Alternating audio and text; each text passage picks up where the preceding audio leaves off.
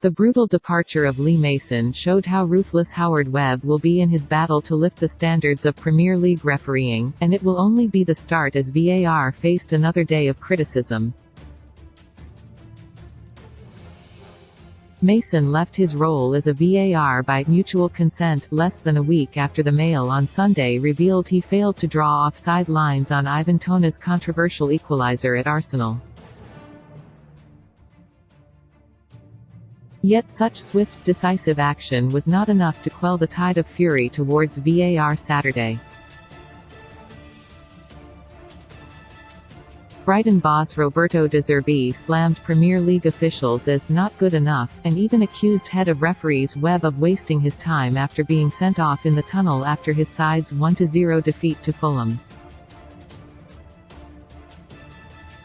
Webb visited Brighton to explain last weekend's howler at Crystal Palace when VAR drew offside lines on the wrong defender and incorrectly disallowed a Brighton goal.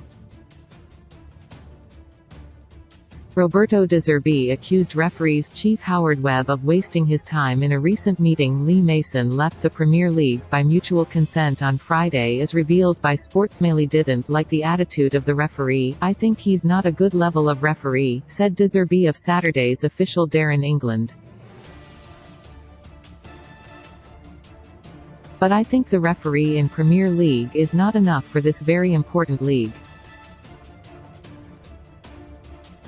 I told the referee that this week I had a meeting with his boss and I lost time. I lost 2 hours, 3 hours with him." Nottingham Forest boss Steve Cooper was also left fuming after he claimed Joe Worrell was kicked in the face in the build-up to Bernardo Silva's opener for Man City.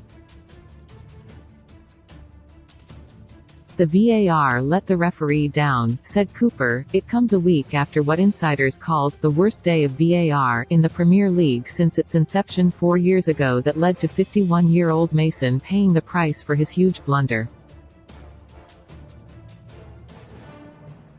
Mason missed the crucial offside that could still have a huge say in the Premier League title race, one of 6 errors he had made as a VAR in this season alone. Howard Webb visited several top-flight clubs after multiple VAR errors last weekend. The last mistake proved the final straw as Sportsmail revealed Mason had left his position before the PGMOL released their statement on Friday night. The straight-talking Yorkshireman hauled all officials to Stockley Park after the disastrous weekend. Webb was infuriated by the mistakes and it's understood it was a difficult atmosphere inside Stockley Park as it quickly became apparent obvious errors had been made. Webb, who cuts an imposing figure at 6 feet 2 inches, has moved fast in his task to raise standards and reduce mistakes since replacing Mike Riley as head of referees and has quickly implemented the honesty and openness he was praised for at Major League Soccer. John Brooks, the VAR at Palace, was swiftly removed from VAR duty for the Merseyside derby and the top-of-the-table clash between Arsenal and Man City but returned as 4th official yesterday for the Gunners' win at Aston Villa. Webb sat Mason and Brooks through a video workshop, watching back footage of the key incidents from their game to ensure such mistakes don't happen again. Brooks, however, was not completely to blame. It's a technician who draws the lines before it is presented to the VAR. De Zerbi was shown a red card by referee Darren England in the tunnel after his side lost 1-0. Top-flight officials have responded positively to Webb's up-front approach, with one Premier League referee describing him as a class act. For all of last week's shambles, Webb's approach has been seen as a positive in football circles amid a feeling that such honesty and speed of action would not have happened under Riley. Webb knows there's still a long way to go to improve the standards. There's no secret formula or magic wand to wave.